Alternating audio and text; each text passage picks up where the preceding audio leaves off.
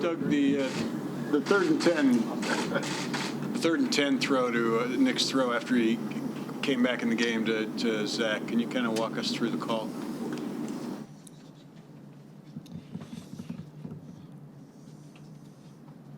The last drive? Yeah, the 20-yard pass to Ertz. Yeah. Okay. Yeah, so, just a call that's been in our offense. Again, thinking of our playmakers, obviously, Alshon making a tremendous catch, and then Ertz. The two defenders for Houston actually collided, and which allowed Zack to really pop free, and Nick did a great job there of just being able to be patient in the pocket, find him, and put up a good throw, and then have the awareness of getting out of bounds. On the sideline there's been a few tough fourth quarters here. What were you thinking when they took the lead? We got time and timeouts again, and have a lot of confidence in the offense. It's something that we work on a lot. It's a 2-minute drive and tempo offense, and this league has always been about players making plays, and a lot of credit to the offense today for putting us in that position to win this game. Nick always plays with calmness, with poise, but how impressive was it today, especially after he took that hit, had to come out, then to come back and direct the offense? That's just Nick. He's always been calm, in and around the, his preparation during the week, and then of course leading up to the game, and he's a guy that just wants to continue to just help the team win, and dish the ball and put it in our playmakers' hands, and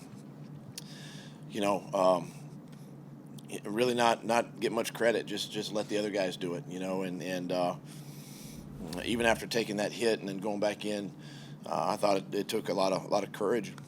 Excuse me, a lot of courage and guts at that point to want to finish the game and come back in. And it's just credit to Nick. What did he say when he came off the field for that one play? I was getting Nate ready, so I didn't talk to him. Doug, do you guys think you're playing your best football this season right now, heading into next week? Yeah, I think so. I think he, these last, 3, 4, 5 games, I think things have kind of picked up for us. I do feel like at this time of the year, if you want any kind of momentum, if you get a chance to go to the postseason, you need to be playing your best football now, and I think that's what we're doing at this time. You had a lead for most of the game, but the pass-run ratio was pretty lopsided in favor of pass. Is that because they were kind of depleted at corner? Did you see their rush defense today? 35 yards rushing the football. It was hard. I'm not criticizing. Okay. I maybe we needed to run the ball more or something, but that's a tremendous defense now. It's a great group. That front 7, 8 guys with their safeties. I mean, they do a really good job. They create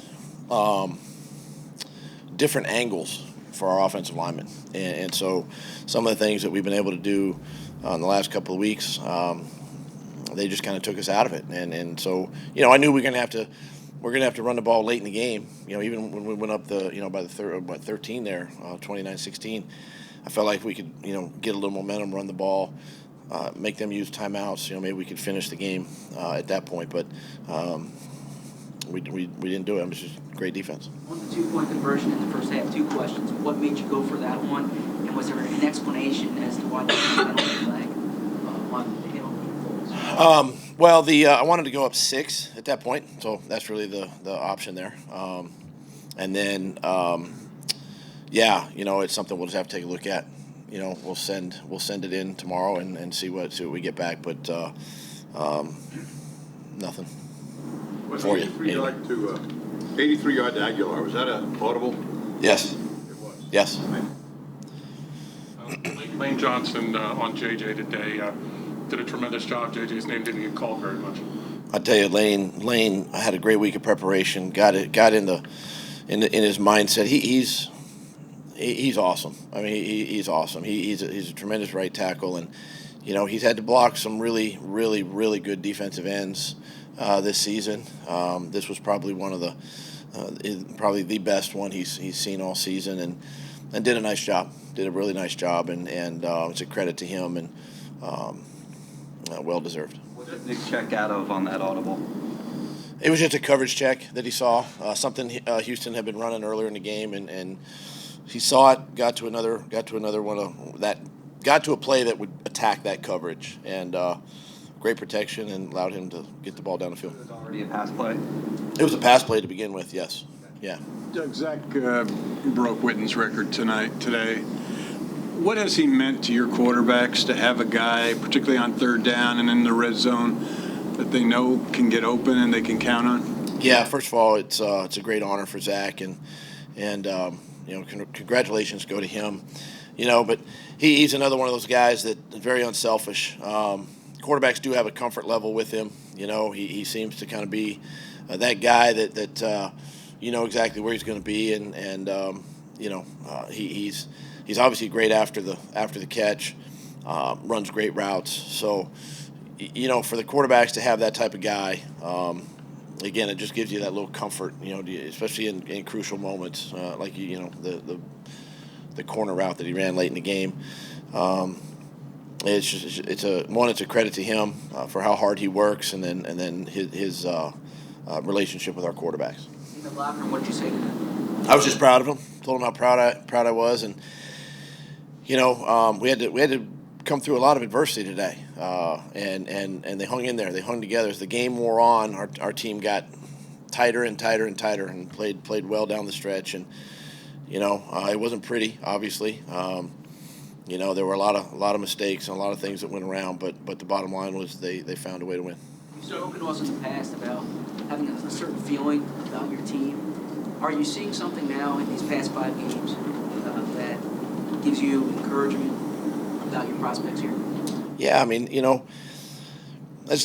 part of the message in the locker room too was just, I'm proud of the way they come to work every day and prepare that day. It's Wednesday or Thursday or Friday, whatever it is, they prepare that way, and it pays off, in these games. And our guys don't make plays that they made today if we don't practice those situations, or at least put them in situations to make those plays in practice. And you're just seeing how a lot of our young guys are really maturing now, and they're growing up, and they are contributing and making some plays. And it's not perfect. There's still some mistakes being made, but the veteran guys are rallying. The veteran guys are making plays. They're doing the things that we ask them to do, and that's for me. That's all I can ask for. The effort is there, obviously.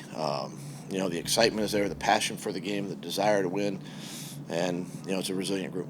It seems like a few times this year in that resiliency, this group has been, at least playoff-wise, declared dead for the year, even part of today. What does it say, and how proud are you that you're going into Week 17 with something to play for still? Oh, it's everything. These guys are so excited to be still, in the hunt, and to really, we talk about controlling things that we can control. Well, we get to control where our destiny a little bit. We get to make our own and create our own, and so that's why these guys never quit. They don't quit, and it would have been easy today just to kind of let your guard down at the end and not finish the game. But again, kind of goes back to your question. Just it's a veteran group, a resilient group.